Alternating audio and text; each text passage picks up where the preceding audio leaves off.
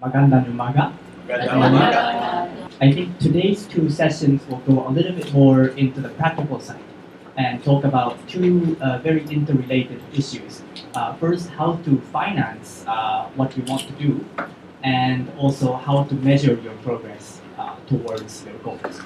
So I'll just start by thanking all of the partners involved, TRL, GIZ, Veolia Transdev, ITDP, and UITP, for putting together this module. Today, I will be talking about four major things. First of all, identifying what climate finance is all about, and then following up with its relation to land transport. And then I'm going to talk a little bit about how people like you can access climate finance to meet your goals. And then I'll just give a brief summary. Now, let me start with an introduction to climate finance. And in order to do that, let me go back to yesterday's sessions. Now, I think that Heather has spoken about a number of factors, enabling factors, which allow low carbon transport to prosper. And I think that finance was mentioned as one of them. But not to forget are the other issues, the institutional aspects, the political aspects, the technical aspects, and the technological aspects. So it's in this context that we are currently now focusing on the financial side, but this is not in isolation with other issues. Okay? So just to wake you up, I want to start with a question. What kinds of financing sources are there for sustainable transport? If this could help, do you remember this list, perhaps?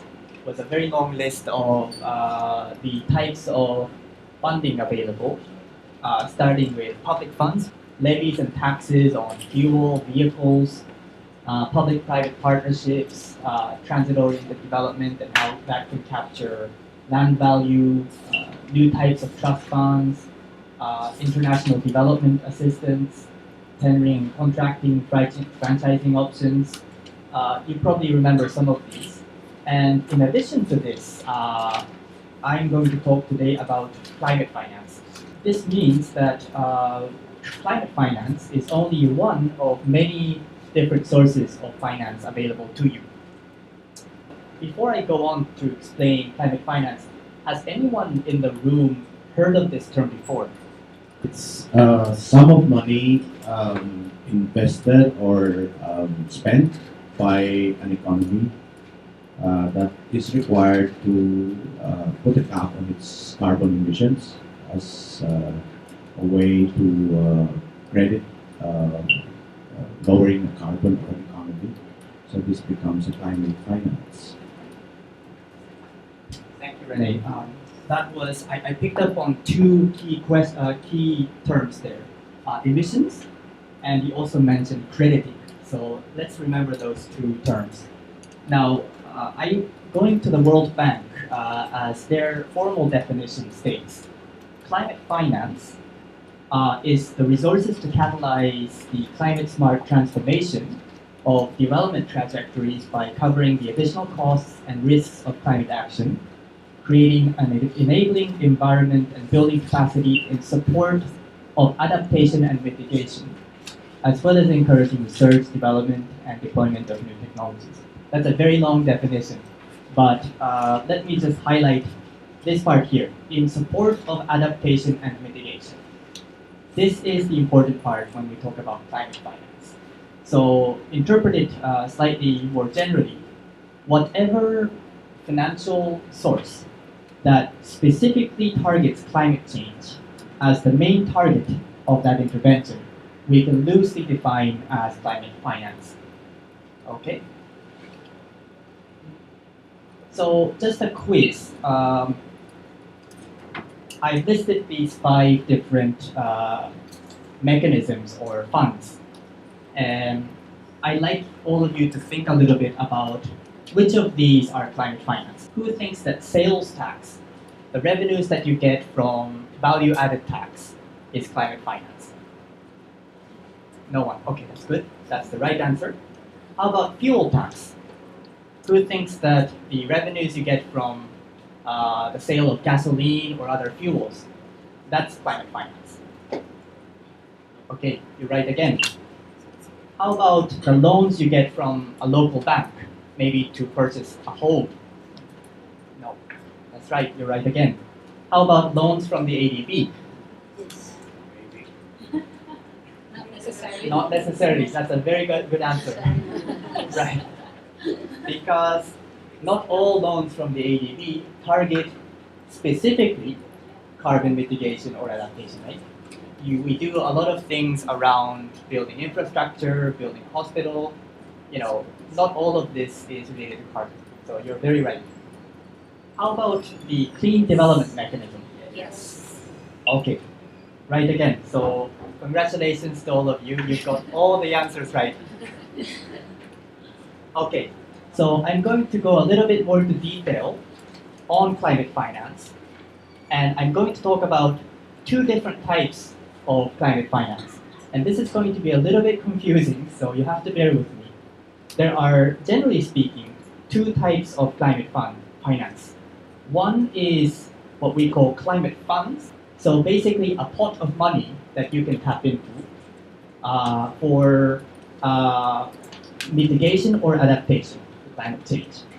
And many of this pot of money is provided by donor governments and available only to developing countries or countries in transition.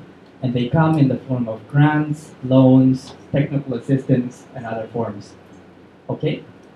Whereas carbon finance, this is where you treat carbon as a commodity that can be traded on a market, a carbon market. And this takes place, the price of carbon is what determines how much money you get, okay? So one of the differences between the carbon market and the climate fund is that this is like a pot of money. So you spend it once and it's pretty much gone. But in terms of carbon markets, you are constantly selling the carbon credits that you achieve from some kind of project. So you're getting a stream of revenue, okay?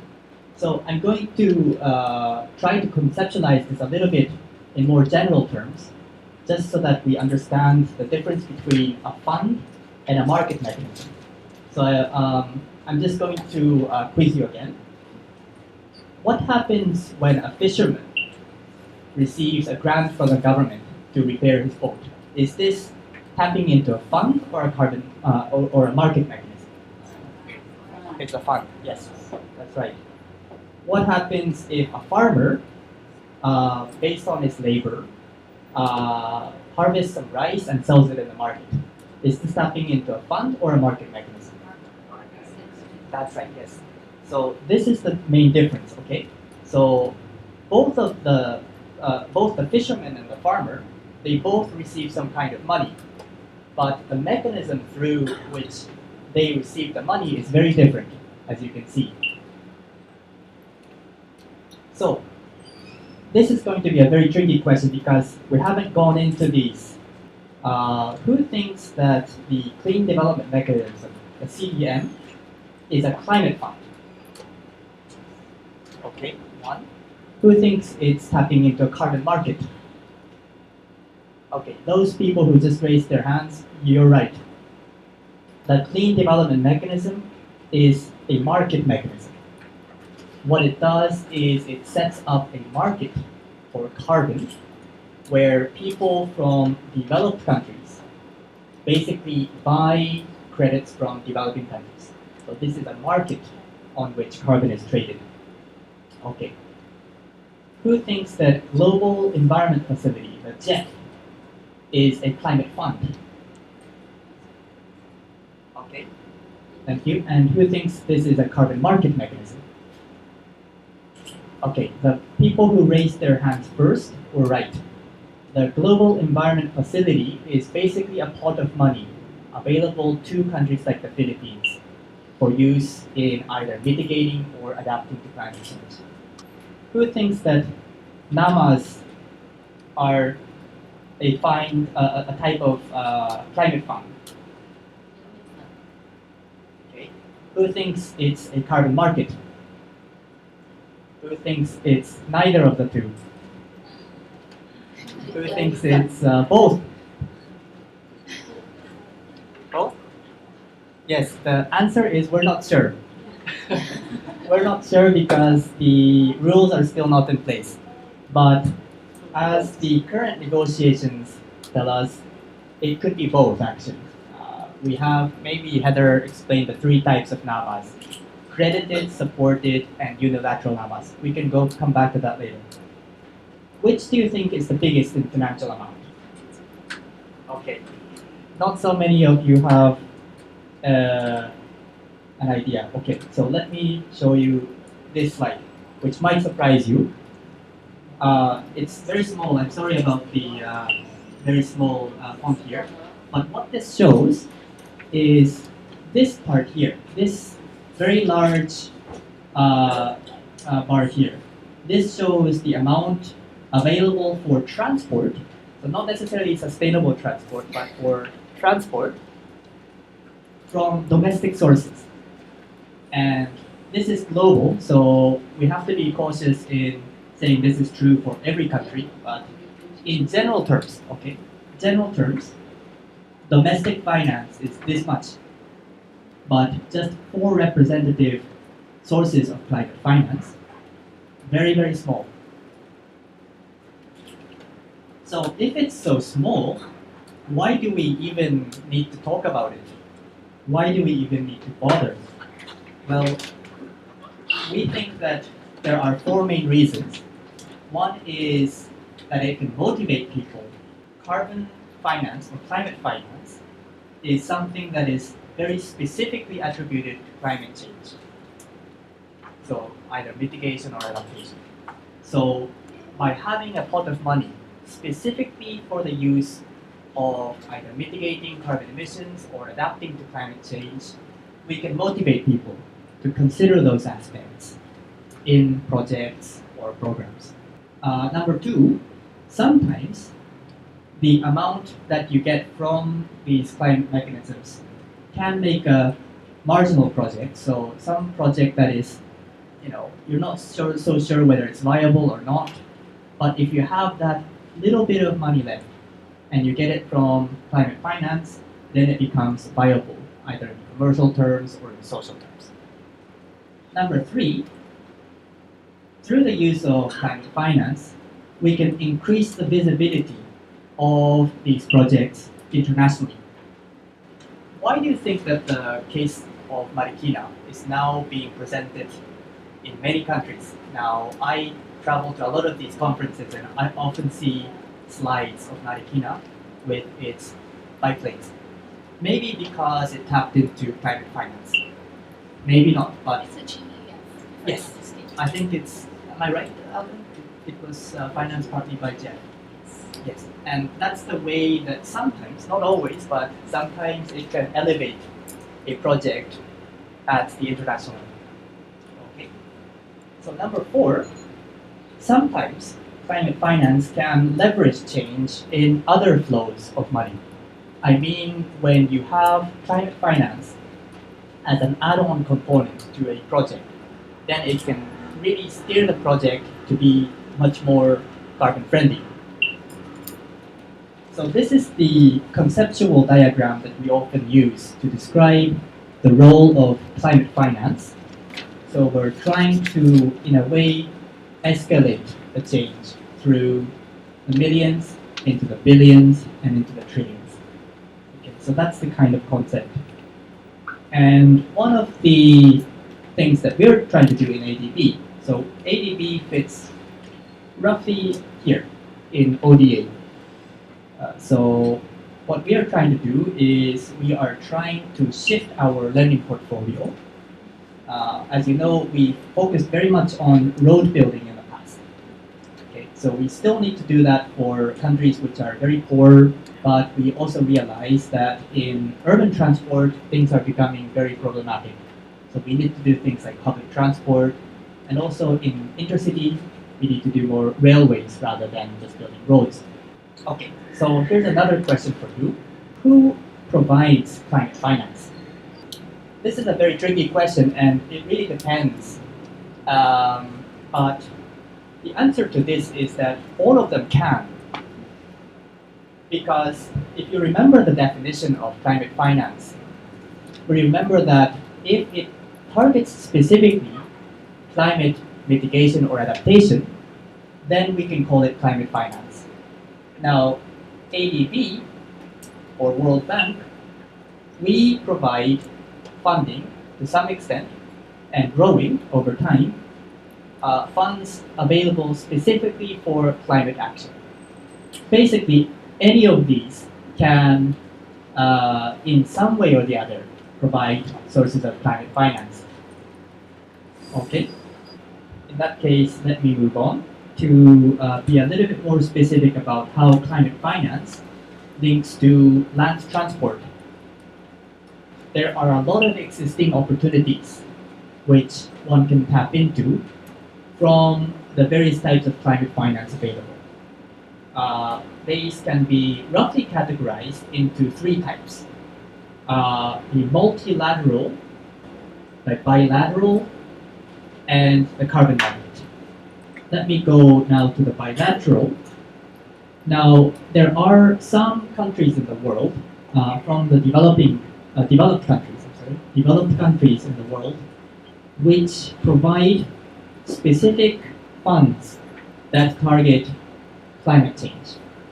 Now, when it goes to the multilateral channels, okay, multilateral is when you have more than one country operating something. So, for instance, the Asian Development Bank has 48 developing member country members. So, we are a multilateral development bank. So these are all funds which target specifically climate mitigation or adaptation, but channeled through multilateral institutions. So this is a very rough overview of the available types of climate finance for countries such as the Philippines. Now, in addition to that, we are also talking about some future opportunities. Some of you remember from yesterday the discussion around the UNFCCC and the negotiations which are happening there, and how under that there is now some talk of developing new funding, what we call the Green Climate Fund. Did you cover the Green Climate Fund yesterday? Okay, so maybe I can say a few things about that and some other types of mechanisms. So I'll return to these two issues later. Now, when we talk about the volume of climate finance available, the Clean Development Mechanism has so far mobilized around $437 million for transport. The Global Environment Facility has mobilized up till now, so up until 2009, around $200 million. Clean Technology Fund, around $600 million. And I suppose these three, the Clean Development Mechanism, the Global Environment Facility, and the Clean Technology Fund, these are what we can call the big three when it comes to transport. So it's important and perhaps useful for you to remember those three. Now, we observe first of all that the Clean Development Mechanism and other types of Kyoto instruments, which you explored yesterday, these are all, roughly speaking, carbon market mechanisms, as opposed to climate funds. These carbon mechanisms have not represented very well the transport sector.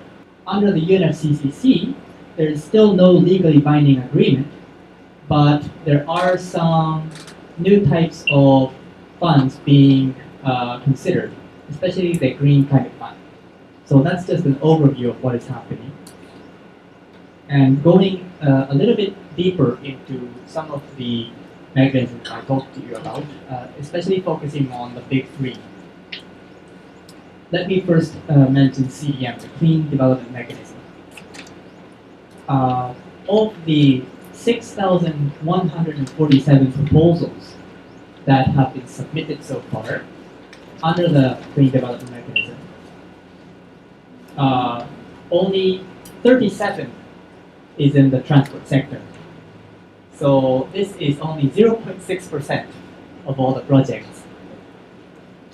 Now, this means that only 0.16 megatons of CO2 equivalent has been reduced per annum in the transport sector.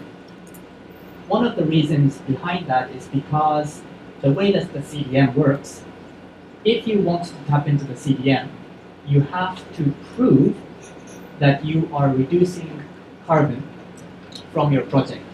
And in order to prove that, you have to utilize a official methodology that is already registered under the UNFCCC.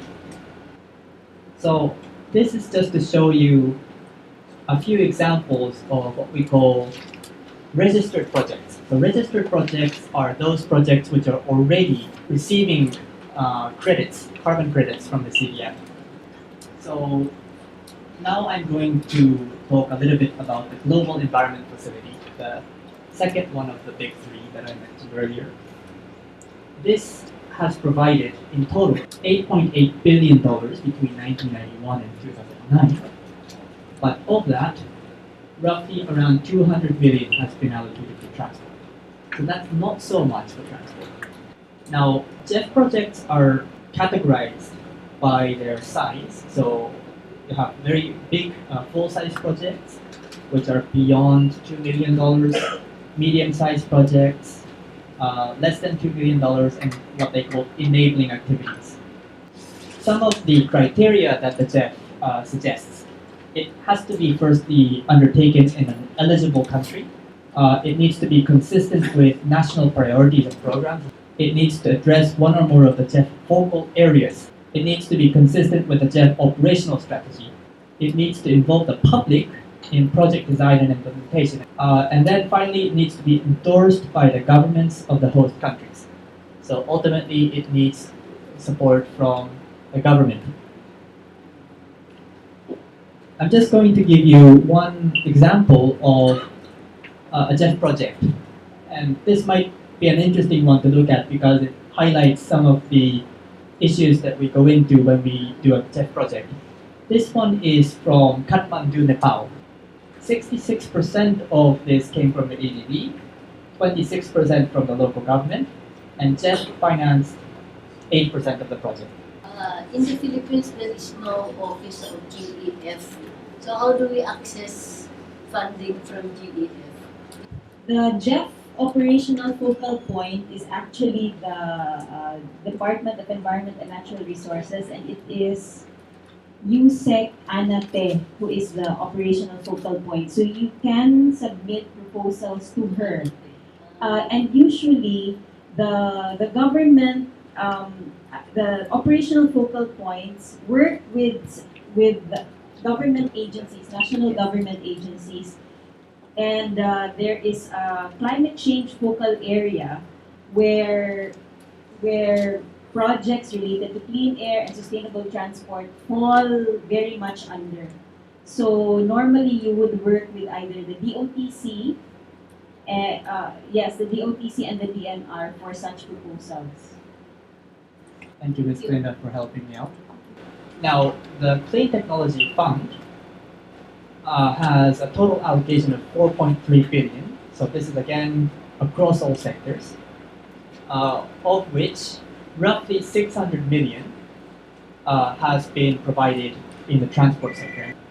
So if you want to tap into the Clean Technology Fund, or if you want to continue tapping into the Technology Fund, one of the key things to make sure to do is that in the country investment plan, that you have transport in there. Otherwise, you cannot tap in to the Clean Technology Fund. Now, general priorities for the Clean Technology Fund in the transport sector include modal shifts to public transportation in major metropolitan areas, establishment and improvement of vehicle fuel economy standards, and fuel switching to low carbon alternatives. I just wanted to raise a final one, which is a future instrument. And this is in the context of the framework surrounding nationally appropriate mitigation actions. NAMAs can be either unilateral actions, so something that the government of the Philippines or any of the entities within the Philippines can conduct by themselves without receiving any support from foreign donors. They can be supported actions, but non-credited. So this means tapping into climate funds rather than carbon finance or carbon markets. And number three, they can be credited NAMAs, meaning that they tap into carbon markets. So in the context of our discussion this morning on climate finance in general, NAMAs can tap into financing through two different ways. One is through carbon funds, another through carbon markets. Now, one of the important things to keep in mind, and this links to Alvin's presentation, which follows mine, is what we call the MRV requirement. MRV stands for measurement, reporting, and verification. And it's all to do with how you measure the changes to your CO2 from some kind of activity that you conduct. So let's say you conduct a BRT project in Manila. To receive some kind of climate finance support, you always need to see how much difference that has made in carbon terms. And you need to measure that, you need to report it and verify it through a specific set of procedures. And this MRV requirement goes up the more you move from unilateral action to carbon funds into carbon markets. So we're talking about NAMAs here, and I just wanted to give you some examples of transport NAMAs which are currently in development. Indonesia has submitted one idea that says shifting to low emission transportation modes. Okay. Mongolia has submitted something that says to promote the import of fuel efficient vehicles and use economic measures such as the implementation of used vehicle import standards and vehicle registration tax. That's very interesting as well. Bangladesh is proposing the replacement of inefficient vehicles and engines and the expansion of mass transport. And the People's Republic of China is proposing reforming pricing mechanisms related to oil, natural gas, and electricity, and subsidies and incentives for clean energy vehicles. In that case, let me just go to my final set of slides, which focus on how one can access climate finance. So this is a very basic checklist. Number one has to firstly identify whether the project helps mitigate climate change or not. So if you could go back to the definition of climate finance, it was something that is specific to climate change mitigation or adaptation. Let me just focus on mitigation for now, but adaptation is the same thing. If you want to tap into some kind of carbon finance or climate mechanism, then the first question you ask is, does the project help mitigate climate change? The second point is all to do with measurement. So can the impact on carbon be measured in quantitative terms? The third point is whether the extra money that you receive from one of these climate funds or carbon markets be shown to provide carbon savings. So again, this word additional comes up. And finally, climate finance on its own can hardly ever finance a full project. So if you are doing a BRT project, one has to make sure that there is other funds available to cover the base costs. So rarely or hardly ever can the Global Environment Facility or the CDM build a BRT from scratch. And ultimately, it boils down to ensuring that there is adequate money and that you have sustainable financing So even if you build a BRT, if you don't have the funds to maintain it, maybe after a year it will not be operational. So making sure that you cover both the capital costs, but also the operational costs, maintenance costs, all of these features which any project needs to look at for them to be successful. And finally, predictability. So if one is operating a transport system, one cannot be uncertain that maybe in 2 years' time the financing will suddenly disappear and for that system to go bankrupt. So we need to plan for a very long and extended amount of time, especially in the transport sector, where a lot of the assets which we provide last decades, if not centuries. So we need adequate, sustainable, and predictable sources of funding. So you start with the concept, then we can analyze the financial need, whether one needs grant type support. Only then can one start identifying some of the contacts within the national government, but also within the international donor organizations, which provide climate finance through the multilateral or bilateral channels, and discuss with them the eligibility criteria. And then you can apply and follow the application procedure. I cannot cover all of these procedures in depth today because of the limits of time. What I've done instead is provide you with a link to a GIZ source book module, which provides for each of the climate finance mechanisms that I mentioned, detailed guidance on how one can approach these sources. I'd just like to round up by saying a few things in summary. We learned that climate finance is used solely for mitigation and adaptation. So that's the definition of climate finance. And that sources of climate finance are quite wide. So you have a number of climate finance instruments to choose from, and growing in number and also in volume of disbursements. So this is good news for all of us who work in sustainable transport. Now, we also saw that a wide range of sustainable low-carbon transport interventions have been or can be supported by climate finance, covering avoid, shift, and improve type strategies. So that's also quite reassuring. Climate finance, we saw, can leverage changes to other types of funding, so that even if their absolute amounts are quite small, we can use them for knock-on impacts that they can create. There are, however, a number of barriers to accessing climate finance, most notably the measurement of carbon, which Alvin will address later today. And finally, that new sources of climate finance are being developed and will take into account these historic challenges that we face. So that's the end of my presentation, and I'm very happy to answer any questions if you have any.